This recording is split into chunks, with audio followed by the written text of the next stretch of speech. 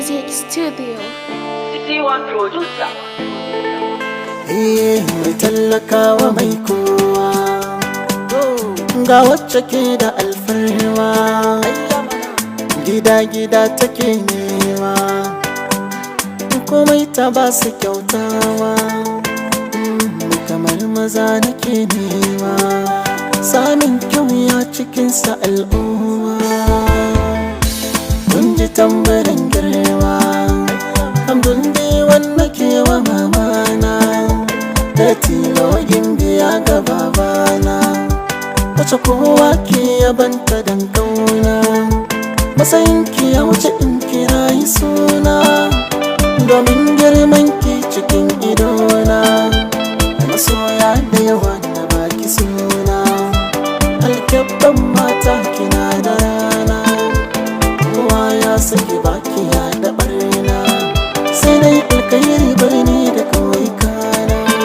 na san masoya na duka suna jirana, su ji na kira sunan ki su yi murna.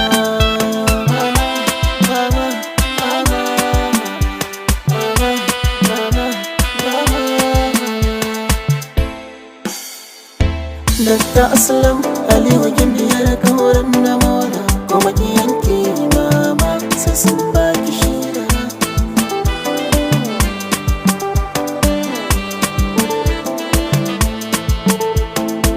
Dakta Aslam a gai da ke gimbiyar kauran na mola, mama ba su ka da ke.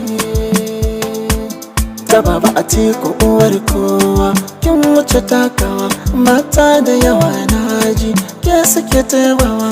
ana maganar baiwa ke aka nunawa, mata a jihar Zamfara sunan ki suke cewa, kuma in zaki kyauta wani ba kyan warewa, duka ɗaya ne a gunki san ba kyan rainawa, sun fi ki shekaru ke kuma kin fi su gogewa, dakta lakabi suna kuma farkon farawa, mai tausayi da girmama kowa ban boyewa,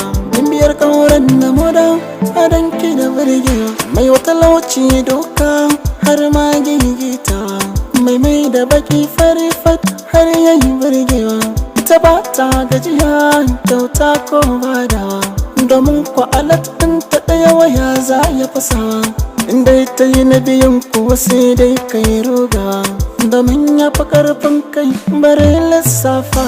Datta hansi ne ga gidajen kowa, ta baba a teku ba kya da abin rainawa, shugaban ƙasar gobe mai kishin talakawa, shi muke jira ya zo Allah ya nuna wa. Datta abdul diwan ne godewa,